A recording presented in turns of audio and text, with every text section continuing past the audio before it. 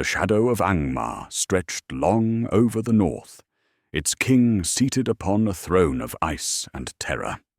Yet even from the heights of Carn Dûm, his gaze did not touch every corner of Middle-earth.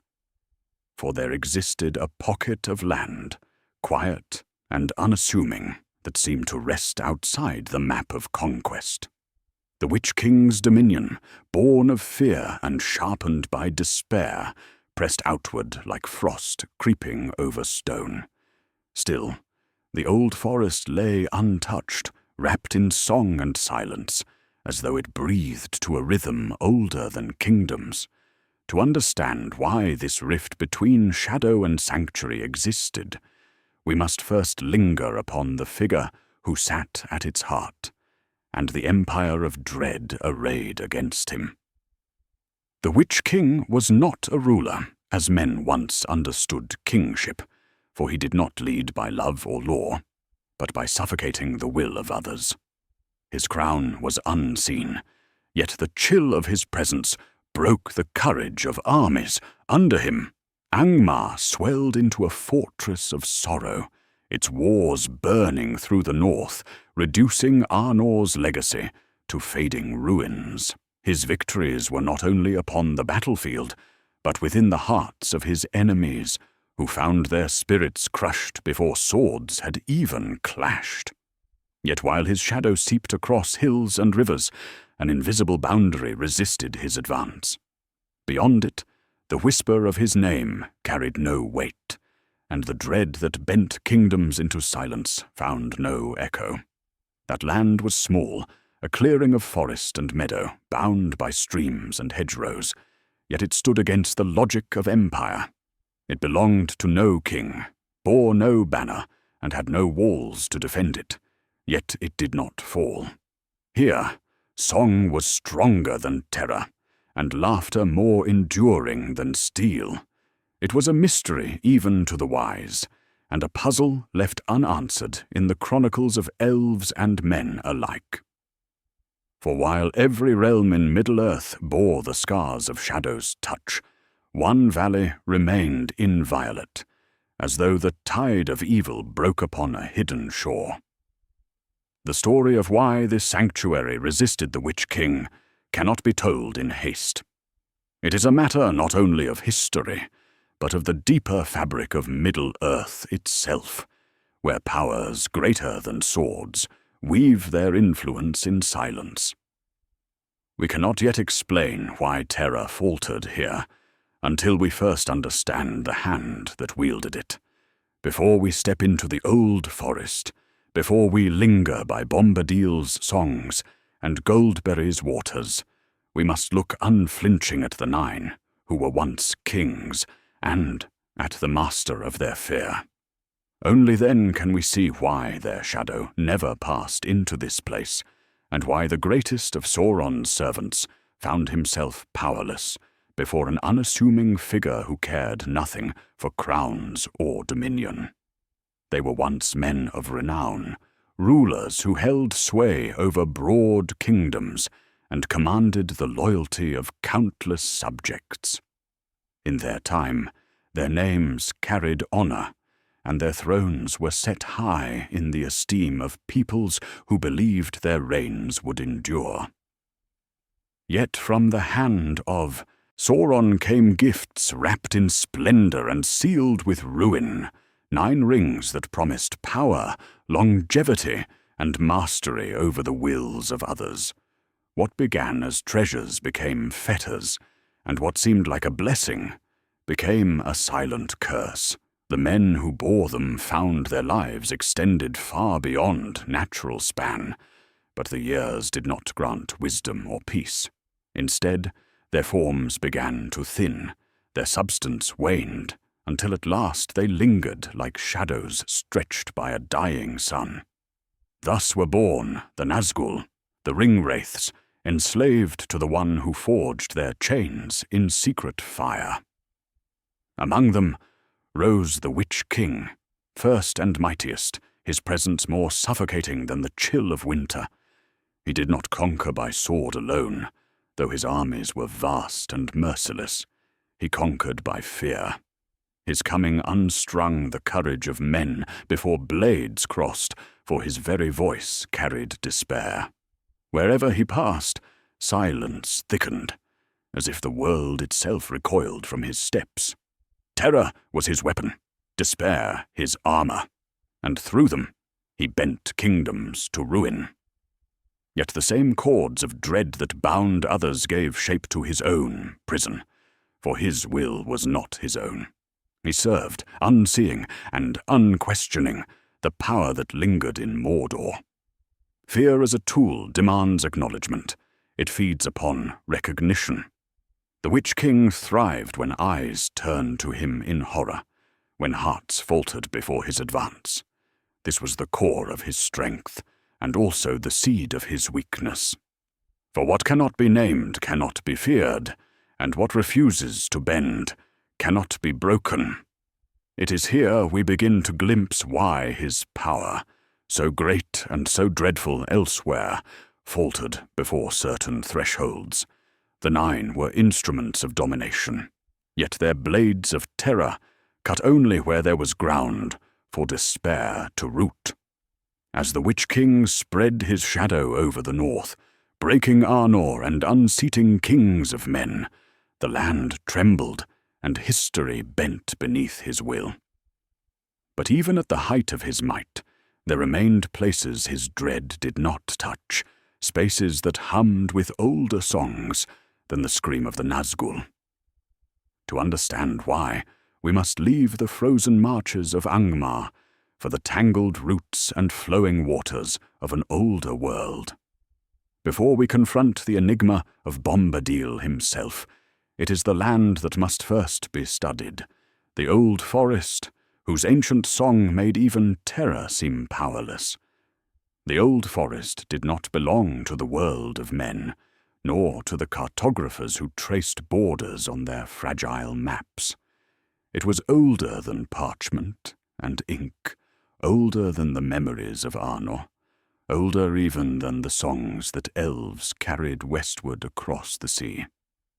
To wander its paths was to step into a realm where time folded differently, where the roots of trees seemed to remember battles fought before the first age had closed its eyes.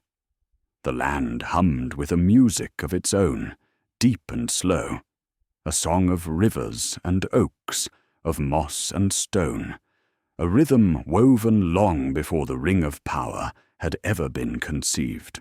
Those who entered it without reverence felt its will press against them, a quiet insistence that this was not soil to be measured or claimed, but a living covenant.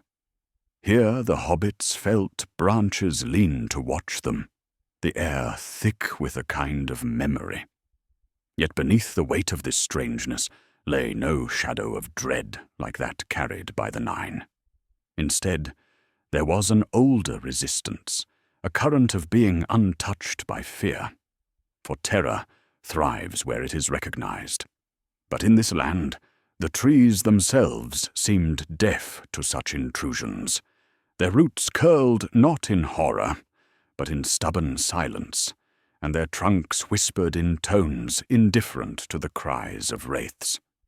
This was not defiance born of battle, but indifference older than war itself, an immunity that made despair meaningless. At the heart of this domain lay streams that spoke with laughter, waters that reflected not shadow, but light in constant renewal. To sit by their banks was to feel the burden of power lift, as though the very ground refused to carry the weight of dominion. This was why the Witch-King's shadow faltered here.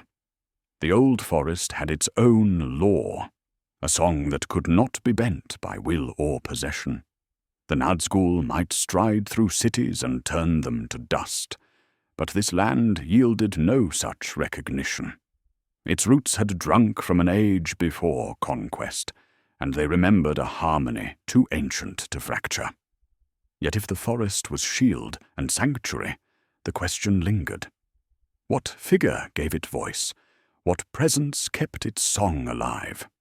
The whisper of streams and the laughter of unseen joy hinted at more than mere accident. For a land does not keep itself, and a song does not endure without a singer. Before we can see why the Witch-King's power broke upon this threshold, we must turn our gaze toward the strange guardian who dwelt within it. His name was Tom Bombadil, and in his laughter lay the answer to dread itself. Tom Bombadil was unlike any other figure in Middle-earth, and perhaps that is why he unsettles so many who try to understand him. The forest might have been old, the streams might have sung with memory, but without him they would have been only remnants of forgotten ages. His presence gave voice to the silence and laughter to the current. The hobbits who met him felt at once bewildered and comforted, as if they had stumbled upon a being that cared for everything, and yet claimed nothing. While kings bent lands to their rule, and dark lords stretched their dominion across horizons, Bombadil held no crown, forged no weapons, and sought no allegiance. He lived not by conquest, nor even by defense, but by being. Many have argued over what he was. Some said he was one of the Maiar, ancient spirits sent into the world to shape and guide. Others whispered he might be something older still, a fragment of the very music that gave birth to Arda, wandering yet anchored in one place. Tolkien himself offered no firm answer, leaving Bombadil as a riddle wrapped in song. What I ask matters is not the label, but the truth of his essence. He was untouched by the will to dominate.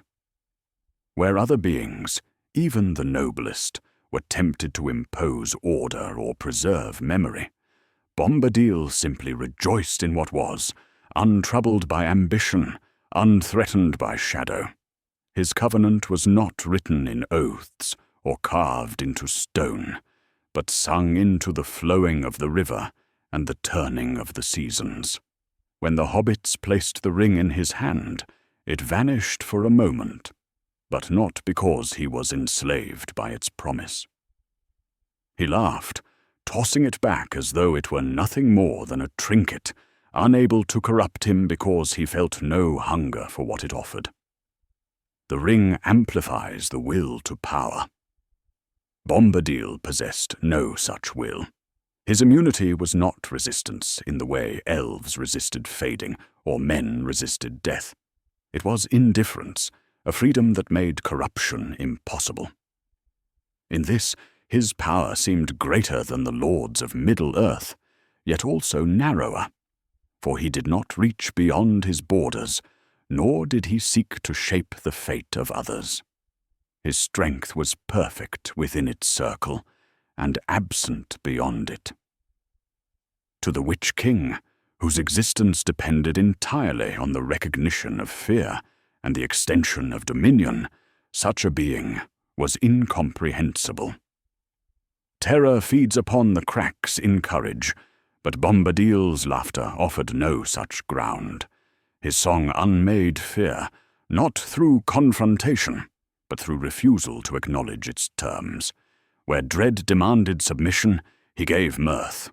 Where darkness sought to impose silence, he answered with joy. In that paradox lies the reason the Witch-King could never set foot upon his land. To do so would be to enter a realm where the logic of his power did not function, where the very ground did not speak the language of conquest. And yet, there is a cost to such freedom. For Bombadil's unconcern with power meant that he could not aid in struggles beyond his borders.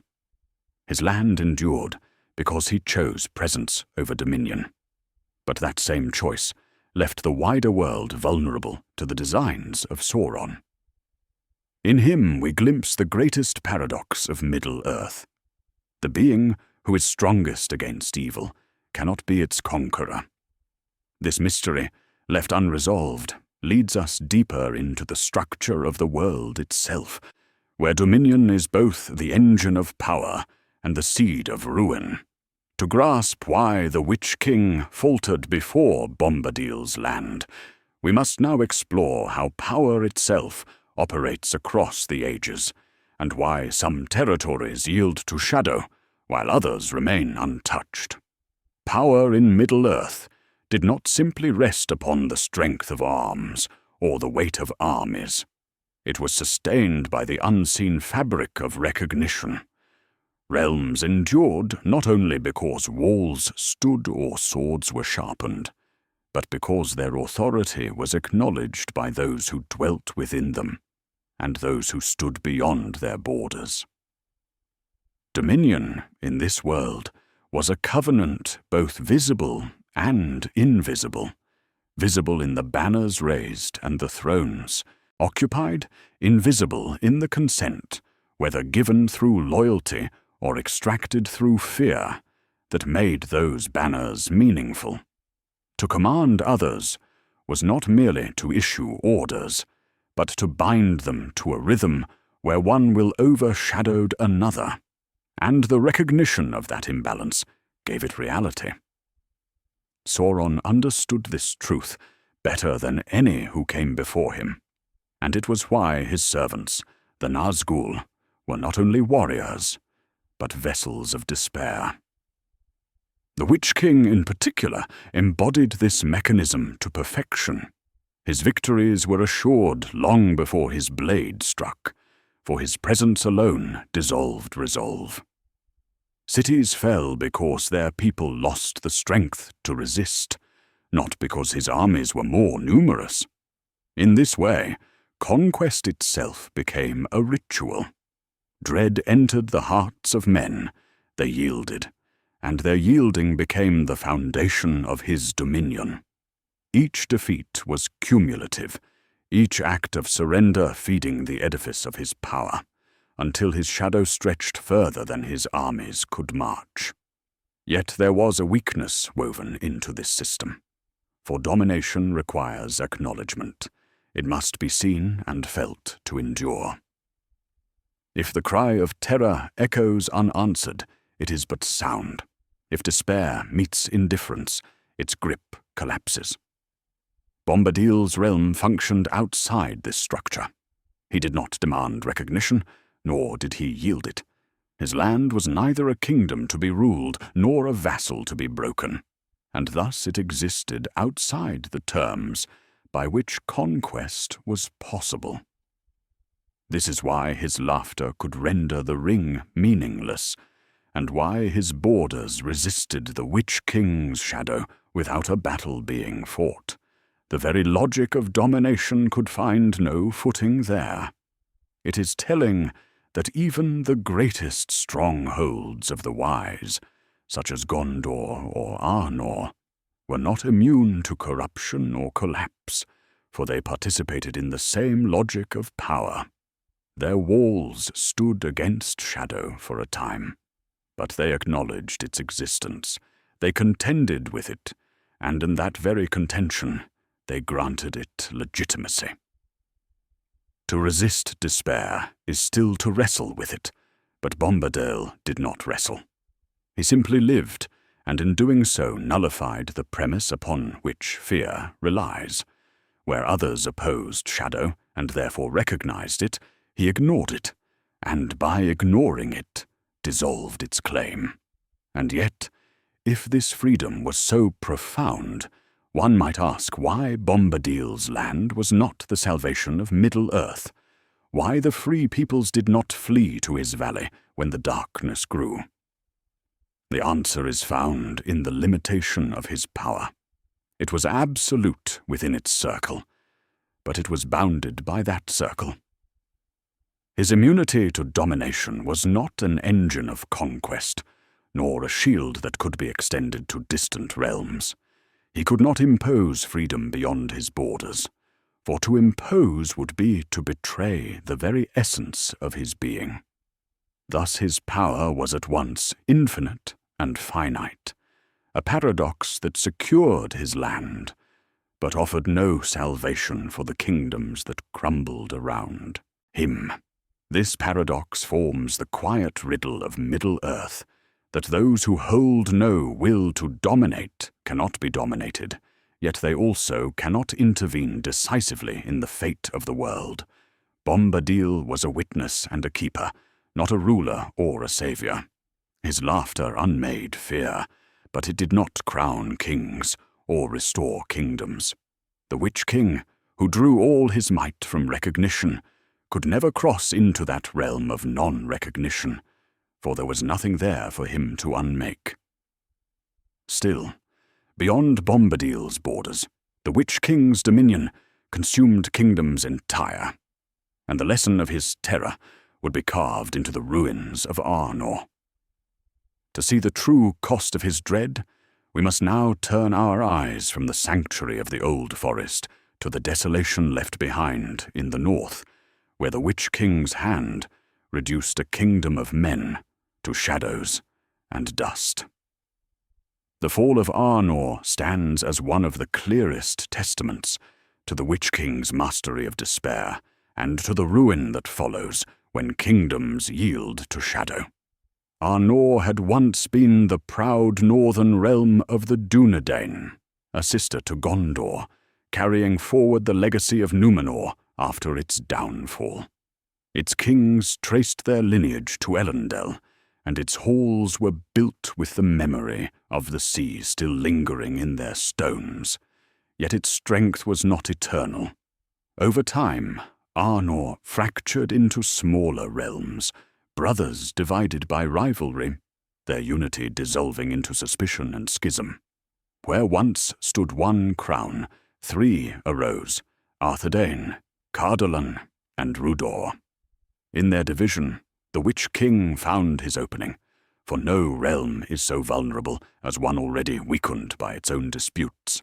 From Angmar, his armies descended like winter storms, but it was not by steel alone that Arnor withered. The Witch-King's gift was to take what was already fragile and press upon its weakness until it splintered. In Rudor, discontent and ambition gave him foothold, as lords betrayed their oaths and aligned themselves with his shadow. In Cardolan, his whispers of fear eroded unity, leaving it unable to withstand his designs. Only Arthedain held firm for a time, clinging to the line of Isildur and resisting as best it could. But even there, his terror seeped into hearts, corroding strength more thoroughly than any siege could accomplish. The battles that followed were brutal in memory, but greater still in consequence. Cities once proud fell into ruin, their names now little more than echoes on old maps. Amun-Sul, the great watchtower of the north, was brought low, its stones scattered, its beacon extinguished. For centuries it had guarded against the threat of Mordor, but against the Witch-King's relentless shadow it could not stand. Every stronghold toppled, every defeat compounded, until Arnor ceased to exist as a kingdom. Where once a line of kings had ruled, only wandering chieftains remained, heirs to glory, but dispossessed of thrones. The land itself seemed marked by his passing, valleys left empty, fortresses hollow, and roads choked with silence. Yet the Witch-King's triumph in the north was also his undoing, though it was not evident at the time. His conquest left behind nothing worth ruling, for domination by despair consumes what it touches. He could destroy kingdoms, but he could not build them. The ruins of Arnor stood as proof of his strength, but also of his limitation. Victory came at the price of emptiness, for he left no people to govern, no harvests to claim, no enduring realm to crown his conquest. His shadow lingered, yes, but only as a pall over desolation, a dominion of absence rather than substance. It is here the contrast with Bombadil grows most striking, for while the Witch-King unmade, leaving only silence in his wake, Bombadil preserved, his laughter weaving continuity where shadow sought to erase. In Arnor, fear found purchase, because men quarreled and kingdoms divided, giving space for despair to root. In Bombadil's land, there was no division to exploit, no hunger for power to corrupt, no recognition of fear to sustain it. Thus, the Witch-King triumphed in kingdoms that shared his logic of dominion, yet could not even set foot where that logic was absent. The fall of Arnor reveals both the potency and the flaw of his power. Great enough to unravel legacies, but too barren to create enduring dominion. Still, his ruinous strength echoed far beyond the north, for Gondor now bore the weight of defense alone, and the scattered heirs of Arnor carried only fragments of a broken crown. To understand why some borders resisted his advance, while others collapsed beneath it, we must now turn our gaze toward the thresholds themselves, those invisible lines where power either falters or endures, and where the Witch-King's shadow, though vast, found limits it could not cross. The desolation of Arnor showed the full force of the Witch-King's power, yet in its very ruin we glimpse the shape of its limits. For though he could unravel kingdoms and leave stone upon stone in silence, his dominion did not stretch infinitely. There were thresholds, invisible yet absolute, that resisted the advance of his terror. These were not walls of stone, nor armies drawn in defiance, but borders of another kind, boundaries written into the very fabric of Middle-earth, where one power's logic ceased and another's began. To grasp why Bombadil's land lay beyond his reach, we must pause here and understand the nature of these thresholds. Some realms survived where Arnor fell. Rivendell endured, though ever besieged. Lothlorien, even in the shadow of Dol Guldur, remained a shining glade of resistance. These places were not preserved by numbers or weapons, but by the strength of their foundations. Rivendell was a haven of memory, its power rooted in the wisdom of Elrond and the endurance of ancient lineage. Lothlorien survived through Galadriel's might, the light of her ring keeping shadow at bay. Yet both were costly preservations, demanding vigilance and ceaseless attention. The Nazgul could not simply sweep across them, because within their borders a different order held sway, an order that denied recognition to terror and gave shelter to hope. What unites these places with Bombadil's land is not likeness of form, but likeness of principle. They were thresholds, spaces where power met resistance, not through confrontation, but through a refusal to acknowledge its dominion. In Rivendell, the preservation of wisdom and healing created a sanctuary where despair could not easily root. In Lothlorien, the intertwining of memory and enchantment shielded the land in a timeless twilight. And in Bombadil's domain, laughter and song dissolved the very premise of fear. Each threshold manifested differently, yet each revealed that shadow cannot extend endlessly, for it requires recognition to flow. Without that recognition, its advance falters at the border as surely as a wave breaks upon rock. The Witch-King, who embodied Sauron's will, carried his shadow across leagues of wilderness and war. But when he met these thresholds, his power weakened. He could not dissolve the order within them, for it was self-contained, rooted in a foundation he could not corrupt. His greatest victories came against divided kingdoms, places already weakened by discord and ambition. But against lands where unity of purpose or indifference to power held sway, he found resistance. Bombadil's land was the most absolute of these, for it gave him nothing to touch, no echo of fear, no structure to corrupt. Where Rivendell and Lothlorien fought actively against shadow, Bombadil's forest simply ignored it.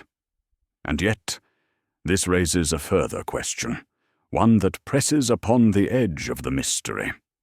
If terror requires recognition and falters when it receives none, what happens when it is met not merely with indifference, but with joy?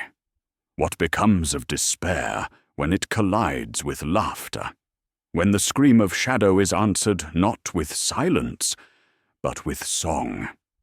This question lingers like a breath held at the threshold, drawing us onward to the heart of the paradox, where the Witch-King's dread meets Bombadil's mirth, and where fear itself unravels before joy. Terror, when wielded as a weapon, thrives on silence. It seeks not only to wound, but to hollow, to leave its victims unable to answer, unable to resist.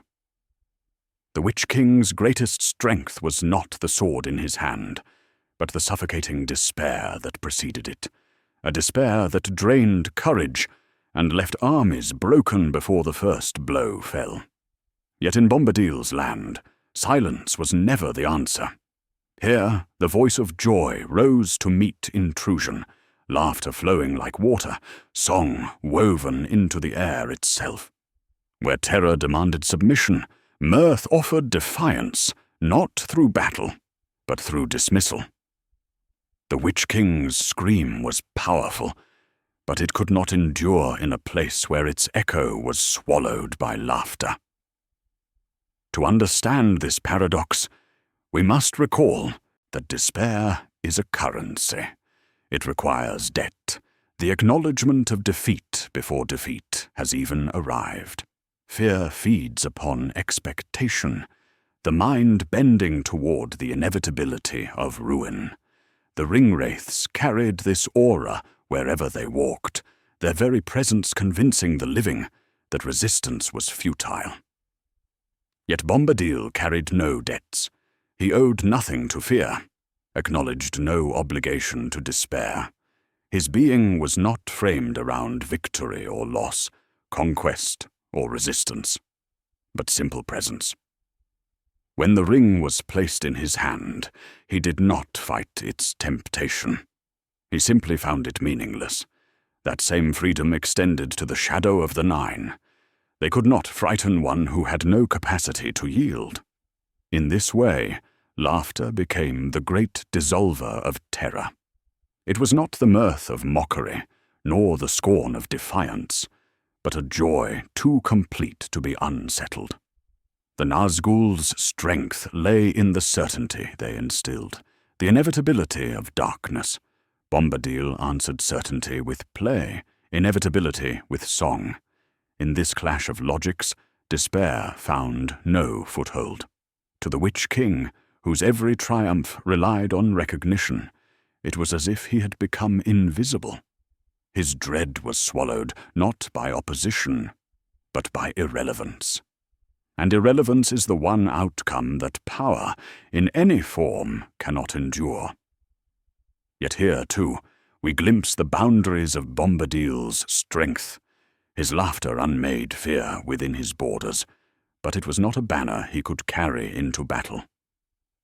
To march against Mordor with song would have been to change his very essence, for his power was rooted in place, in presence, in the eternal now of his land. Beyond his circle, laughter might still be heard, but it would no longer dissolve the structures of domination that held sway elsewhere. It was absolute in its home, but not portable, just as despair is strongest in the hearts that acknowledge it, but falters where it is ignored. This meeting of terror and joy was never enacted in open combat, yet its outcome was already written into the fabric of Middle-earth. The Witch-King, embodiment of despair, could not enter Bombadil's realm, embodiment of joy. One fed upon submission, the other offered none. One existed to conquer, the other refused to be conquered, not through defiance but through indifference, and yet The question remains, was Bombadil truly unique in this immunity, or was his laughter but one form of a greater harmony, a design woven into the world before shadow first fell? To answer this, we must look beyond him, to the wider story of timeless beings and passing powers, and to the cosmic pattern that reveals why some endure untouched, while others fall into ruin. To see Bombadil as an isolated oddity is tempting, for no other being in Middle-earth seemed quite like him. Yet his existence makes greater sense when placed against the wider tapestry of peoples and powers. The elves, timeless in their own way, clung to memory as their shield. Their lives stretched across ages. Their immortality was shadowed by fading, the slow diminishing of their light as the world changed around them. Men, by contrast, were bound to mortality, their strength brief but filled with restless striving, their kingdoms rising swiftly only to fall as swiftly. Between them stretched the contrast of endurance and transience, and in that contrast the shadow of the ring-wraiths found fertile ground, for they were men made timeless in a mockery of elvish endurance, their mortality twisted into endless decay. Bombadil stood outside this pattern entirely.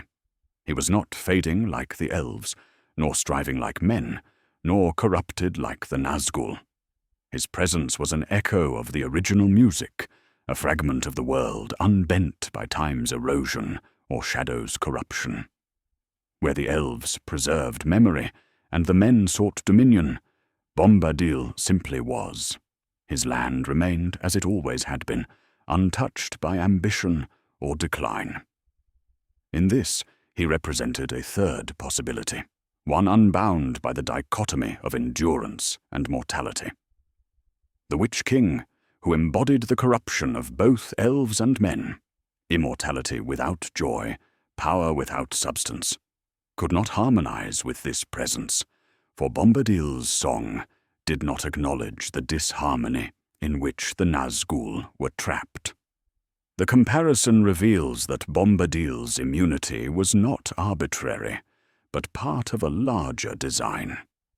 Just as despair thrives where hope flickers, and domination thrives where resistance bends, so too does joy dissolve terror when it refuses to recognize its claim. In the elves we see resistance through memory. In men, defiance through ambition. In Bombadil, dismissal through joy. Each reveals a different way the world confronts shadow, yet only Bombadil embodies a state where shadow cannot even begin its work. This is why the Witch-King's terror, so effective against the pride of men and the sorrow of elves, had no power in the old forest. It was not resisted. It was made irrelevant. But here we touch upon a deeper paradox, one that shapes the heart of this mystery.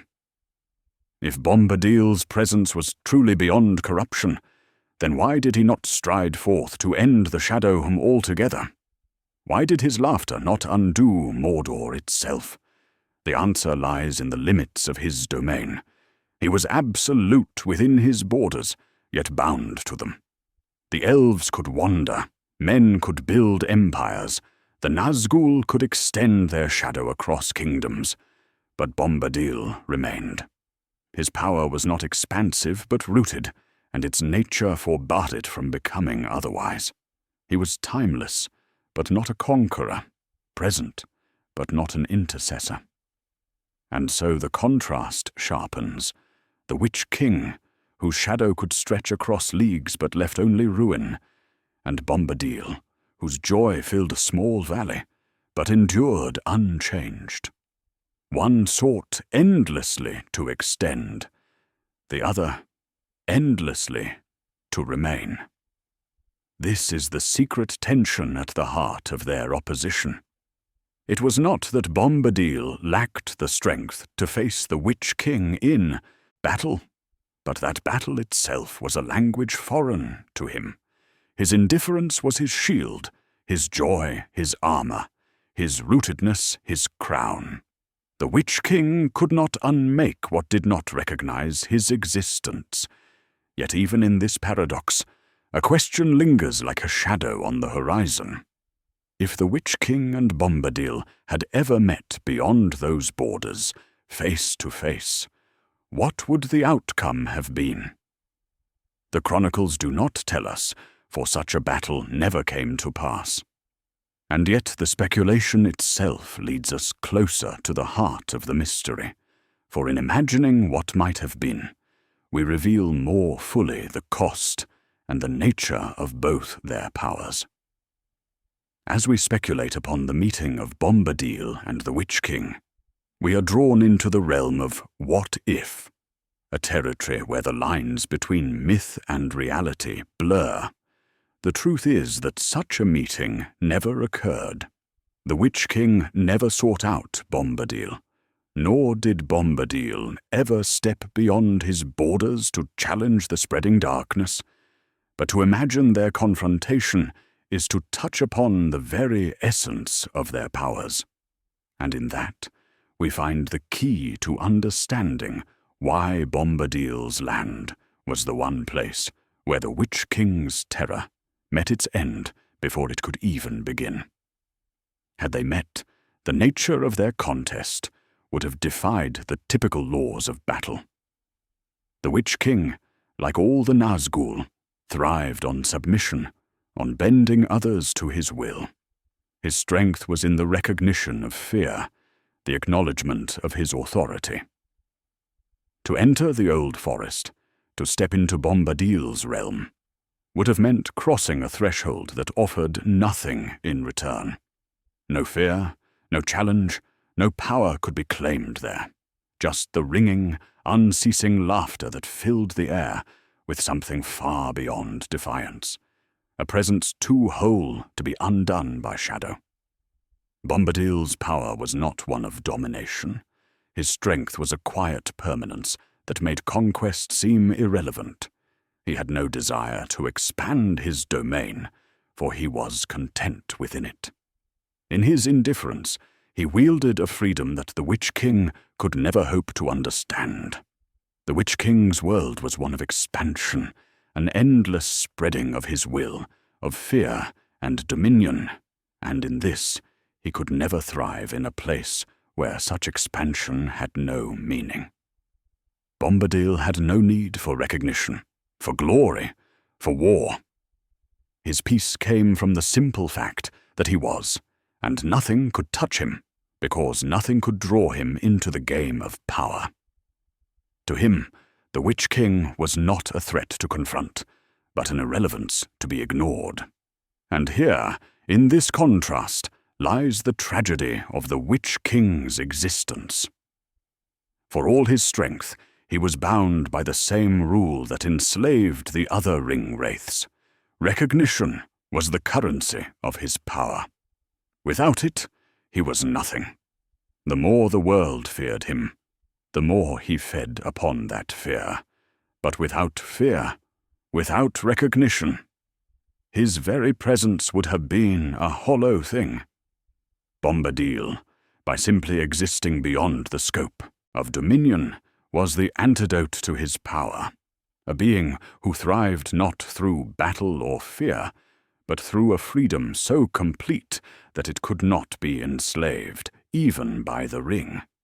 But this is where Bombadil's indifference becomes both his greatest strength and his greatest limitation. He cannot conquer because he does not wish to. His land is an oasis of permanence, but it does not grow. It does not extend its borders to push back the darkness beyond, nor does it reach out to heal the broken kingdoms.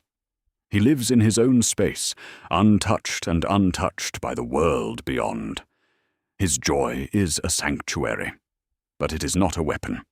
His immunity is not a victory for the wider world, but a quiet and resolute acceptance of existence as it is. In this way, Bombadil stands as a symbol of what cannot be grasped, what cannot be claimed. He is the absence of desire, the antithesis to the Witch-King's all-consuming hunger for control. To truly grasp the scope of their conflict, we must see that the Witch-King could never have entered Bombadil's land, because to him, Bombadil's very existence was a contradiction. His logic of domination did not apply.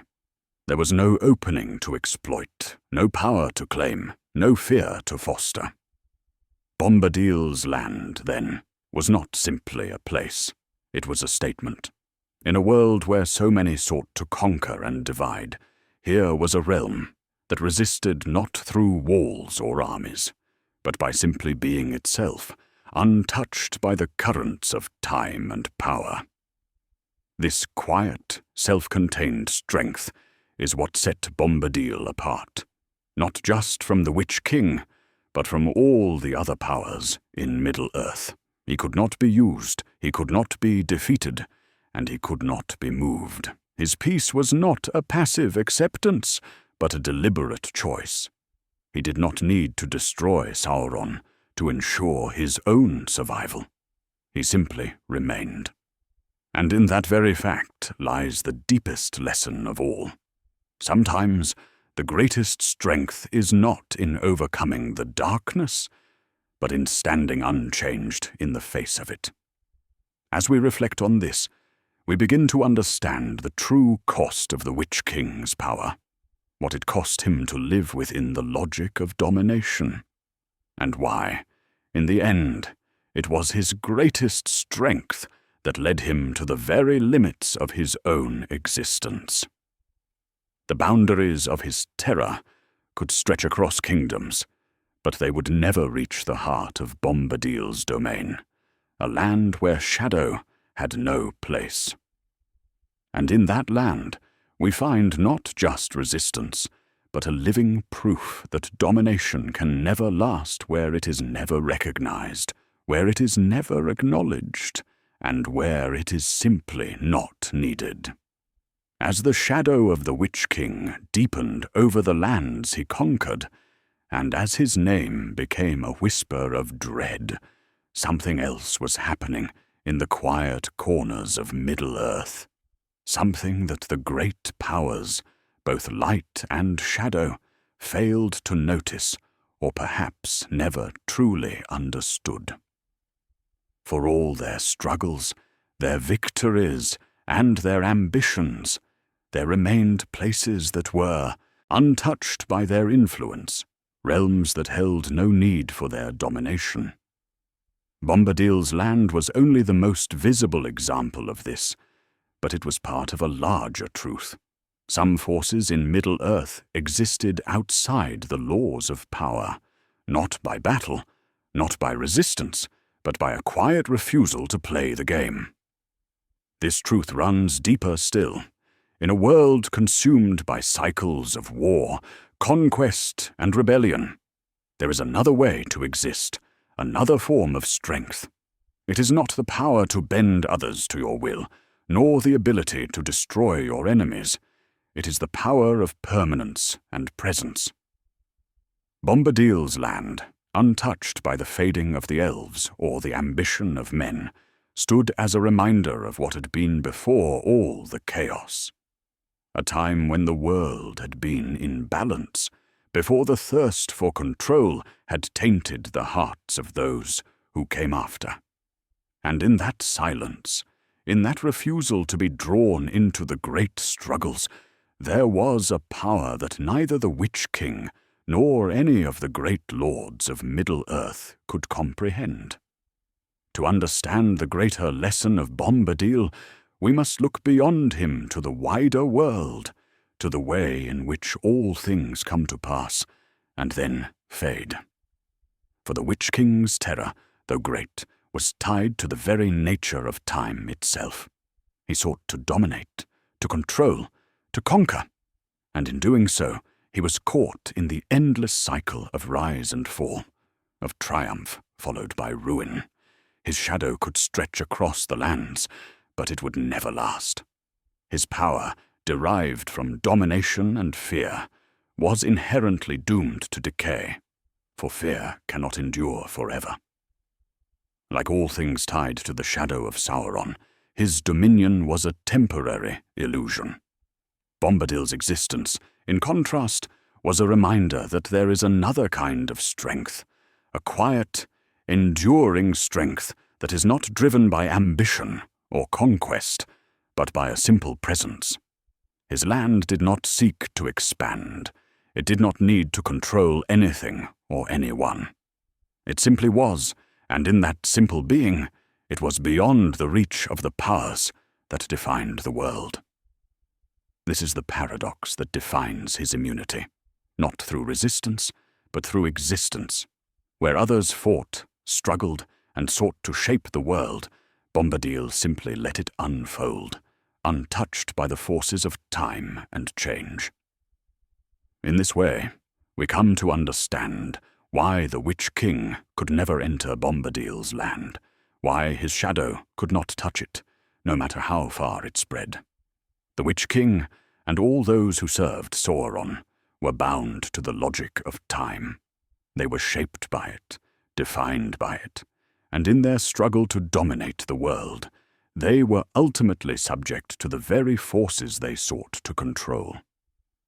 Bombadil, however, existed outside this logic. He was a relic of an older time, before the world was marred by the hunger for power. His realm, then, was not just a sanctuary. It was a rejection of the very foundation upon which all the struggles of Middle-earth were built. The world could change, kingdoms could fall, and shadows could rise, but Bombadil's land would remain, untouched and unmoved. This is the lesson the Witch-King could never understand. True strength is not about expansion or domination. It is about permanence, about being in the world without needing to control it. Bombadil, in his small, unassuming way, held a power that the Witch-King could never grasp. His immunity was not a gift, but a choice to exist in harmony with the world, rather than to fight against it.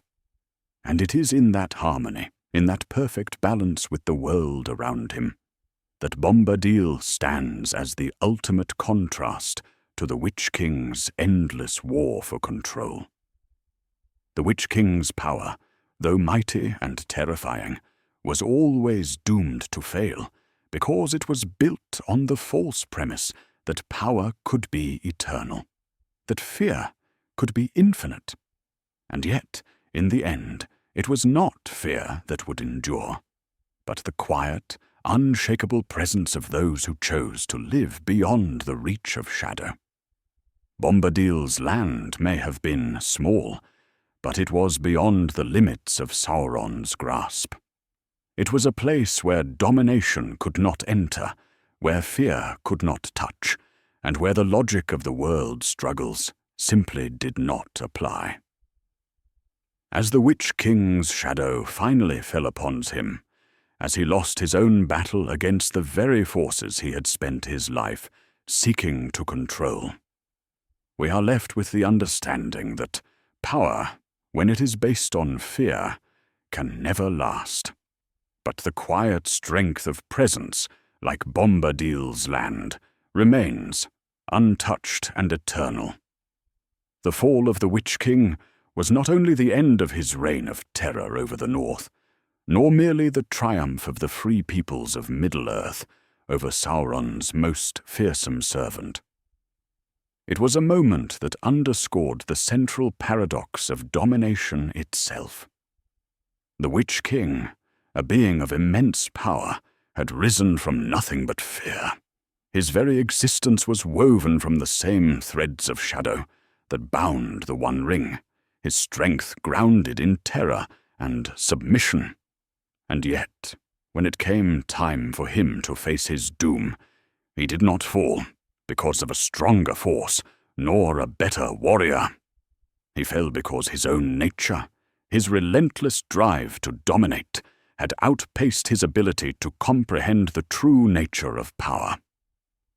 In his last moments, as prophecy foretold, the Witch-King was struck down by the blade of Éowyn, a woman who had no expectation of victory, but whose heart beat with a courage that terror could not silence. Her act, aided by Merry's strike to the Witch-King's defences, was not one of mere physical might, but of something deeper, a rejection of the logic that domination demanded submission. Éowyn was not bound to fear, and in this she became the key to unmaking the Witch-King.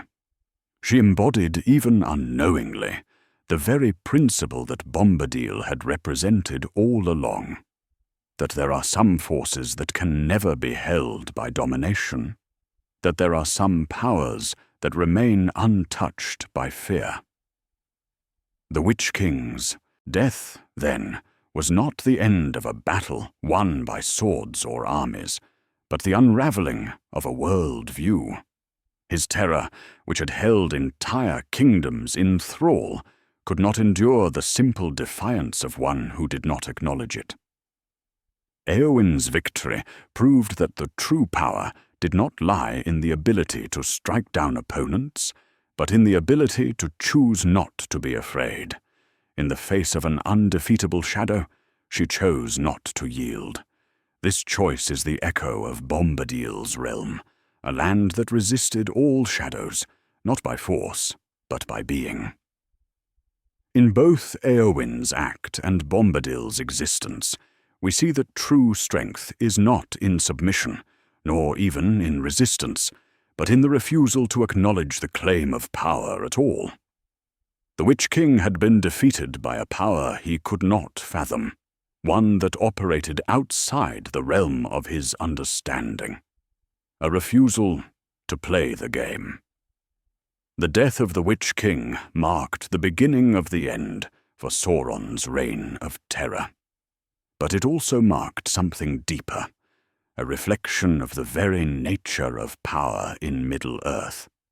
Even in the most corrupted forms of dominance, there is always the possibility for rebellion, not through force, but through the quiet refusal to accept the logic of domination. Power, in its most pure and enduring form, does not bend to fear, and does not seek to impose its will upon others. The lands where Bombadil's influence silently thrived, untouched by shadow, were more than just a refuge. They were a testament to the deeper truth, that the world is not made for domination, but for existence, for being in harmony with its own laws, and for the quiet strength that comes from standing firm, not against, but outside of the current of power. But the world that Bombadil inhabited, untouched by the politics and machinations of men and elves, could not extend beyond its borders. It could not heal the wounds that Sauron had inflicted. In his indifference, Bombadil had remained untouched, but his peace was not a force of change. He had no desire to change the world beyond his borders, and thus his power, though greater than any army, was also confined to the narrow space he inhabited. His land was eternal, but it was also static, untouched by the ebb and flow of time and the need to fight. And this, too, is part of the lesson that the Witch-King's fall teaches us. Power that is rooted in domination and fear may seem endless, but it is inherently limited. It cannot grow. It can only spread. And when it meets resistance, not through force, but through presence, through the sheer refusal to acknowledge its claim, it collapses.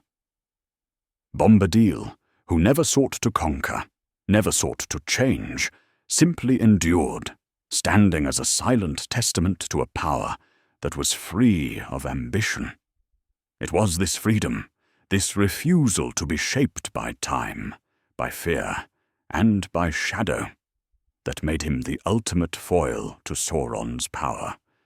And so, as the Witch-King's shadow faded, as the armies of Sauron crumbled, and as the fires of Mount Doom grew cold. We are left to consider not just the victories won with swords and shields, but the quiet truths that underlie all of Middle-earth. The power of presence, the power of being, the power of joy in the face of fear. These are the forces that endure, even when all else fades. In Bombadil's realm, in Éowyn's courage, in the heart of every being that resists the shadow without acknowledging its claim, we find the true strength of Middle-earth, the strength that no terror can ever fully extinguish. The fall of the Witch-King was not just a victory over one of Sauron's servants, nor simply a turning point in the War of the Ring. It was the culmination of a deeper, more subtle truth that had always lingered in the shadows of Middle-earth. The land, which had suffered so much under the weight of domination, revealed that there was more to resistance than weapons and armies.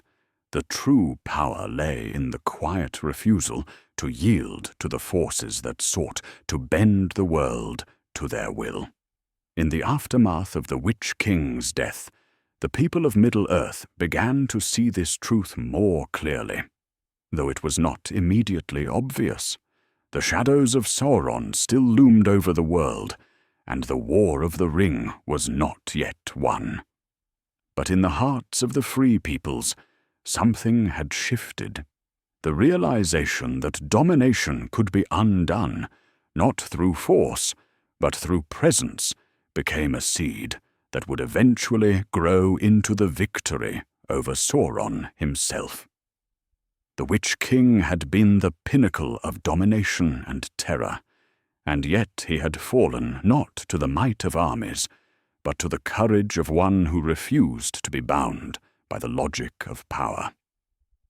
This, then, is where we must turn our gaze toward the heart of the greater story of Middle-earth, the confrontation between power that seeks to dominate and the enduring strength of those who live beyond it. For while the Witch-King's fall was a personal defeat, it was also a cosmic one, an echo of the deeper battle that had been unfolding since the earliest days of the world. The ring, which had corrupted so many and brought so much ruin, was the ultimate symbol of domination's power. It was a force that sought not just to control, but to redefine reality itself, to bind all to the will of one being. Yet the true power that had always stood against Sauron was not one of force or domination, but of freedom, of choice, of living without yielding to the pressure to control or be controlled. As the war continued, and as the final confrontation with Sauron approached, it became clear that the world was not simply defined by the struggles of kings and armies, but by the deeper forces that shaped the lives of all who lived within it. The elves, who had long stood against the shadow, embodied the struggle for memory and preservation, but they too were bound by time, by the slow fading of their kind. The men of the West, though courageous and noble, were bound by their own ambitions and desires. But in Saia, Bombadil's land, we see a power that is not bound by time, not bound by ambition, and not bound by the need to fight. His land endures because it is untouched by the very forces that seek to shape the world. This is the true nature of the resistance to Sauron's dominion, not a battle fought on the fields of war, but a quiet, steady refusal to submit to the logic of power. The Witch-King, in the end, was the embodiment of that logic, a force that spread like a cancer, corrupting and consuming everything it touched. But in Bombadil's realm, we see the antidote to that poison, a land that refuses to be shaped, a song that cannot be silenced, a peace that cannot be broken. The power of Bombadil's land lies not in what it destroys, but in what it simply allows to be. As we draw closer to the final moments of the War of the Ring, we understand that the true battle was never between armies, nor between kings, but between the forces that seek to control and those that refuse to be controlled. Sauron's shadow could stretch across the lands, but it could not touch the heart of the world, where presence and peace, not domination and fear, defined the true strength of Middle-earth. In the end, the victory over Sauron was not just the victory of the Free Peoples, but the victory of a principle that had always existed, quietly, in the corners of the world. The Witch-King's death marked the beginning of the end for Sauron's reign, but it also marked the end of a deeper, more insidious struggle, the struggle between domination and freedom, between fear and joy. And as the smoke cleared, as the shadow lifted, it was not the armies that had won, but the quiet, steadfast refusal to allow power to define the world. Bombadil's land, though small, had remained unchanged through it all, a testament to the fact that some forces cannot be bent, some truths cannot be erased, and some lands cannot be touched by shadow. As the shadow of Sauron receded, the world seemed to breathe again, though not without the scars of its long battle. The lands that had once been under the dominion of the Dark Lord were free. But what did freedom truly mean? For all the victory and the glory of the final defeat, there remained a deeper, quieter reflection that echoed through the heart of Middle-earth. The forces that had shaped the world, domination, resistance, conquest, were not simply external. They lived within each being, each land, and each breath of the earth itself. The story of Bombadil, of the Witch-King, and of the War of the Ring was not one of absolute triumph, but of recognition. The recognition that power, when sought without wisdom or compassion, eventually falters, and that true strength lies not in domination, but in the simple act of being. In the end, it is the paradox of Bombadil's existence that offers the deepest reflection. He was neither a savior nor a conqueror. He did not wage war nor seek to overthrow the powers that ruled the world. Instead, he chose to exist, peacefully and wholly, in the face of all that sought to control. His land, untouched by shadow, was not a mere escape or refuge. It was a statement that in a world rife with struggle and strife, there is power in simply living without yielding to fear, to ambition, or to the forces that would shape one's destiny. In this way, Bombadil's immunity to domination was not an anomaly, but a reminder. The true strength of the world is not in the wars we fight or the powers we seek, but in the quiet, steadfast refusal to be drawn into the cycles of destructions that define so much of Middle-earth's history. But freedom, as we have seen, is never a simple thing. Bombadil's land, for all its peace, could not extend beyond its borders. His laughter, though it unmade fear, could not reach the farthest corners of the world where shadows still lingered.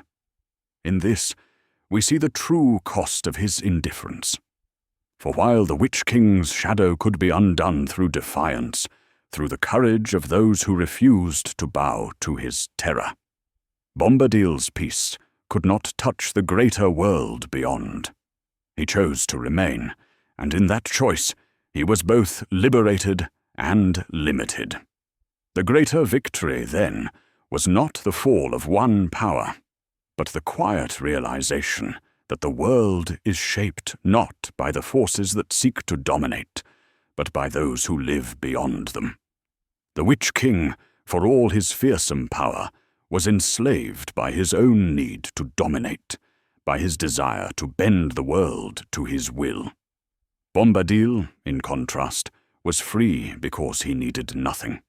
He did not seek to change the world, and in that he was able to remain untouched by it. This truth, though simple, is perhaps the greatest lesson Middle-earth offers. That the true power lies not in the struggle for control, but in the simple act of existing without yielding to the world's demands. And yet, there is a quiet sadness in this realization. For while Bombadil's land remains unmarked by time, untouched by the shadows that fall across the rest of the world, it is also a place apart, disconnected from the struggles and triumphs that shape the world.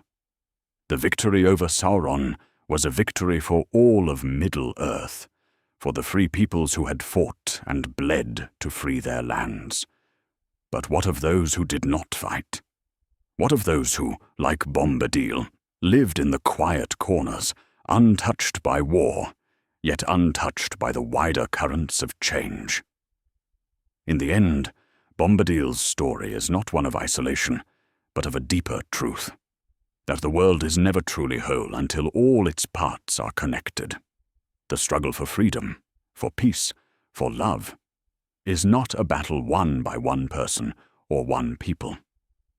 It is a struggle shared by all, and it is only when each part of the world stands together in harmony that true peace can be found. Bombadil's land, though untouched by shadow, could not offer this peace to all. But the victory over Sauron, the fall of the Witch-King, and the freedom of Middle-earth were not the end of the story. They were a beginning, a new chapter where the possibility of a world where power is not dominated by fear, where peace is not a passive existence but an active choice, began to take root. The journey of Middle-earth, like the journey of all peoples, is one of continual discovery, of learning what it means to truly live in the face of all that seeks to tear the world apart. Bombadil's land, timeless and unchanging, was a reminder that peace is not a place, but a state of being, a state that, though rare and fragile, is always possible and always worth striving for. And so, as we close this chapter, we leave Middle-earth not in despair, but in quiet hope, knowing that while the shadow of domination may rise again, there will always be those who stand, like Bombadil, beyond its reach, in the simple, eternal act of being. The lesson of the Witch-King's fall is clear. Power built on fear, domination, and control cannot endure. But the true strength of Middle-earth lies in its capacity to stand firm in the face of that shadow, to remain, to laugh, to live, and to be, beyond the reach of all that seeks to shape it. With that, the story comes full circle. The shadow is gone, but the light remains, not as a conqueror, but as a presence, steadfast and undisturbed by the forces that once tried to control it.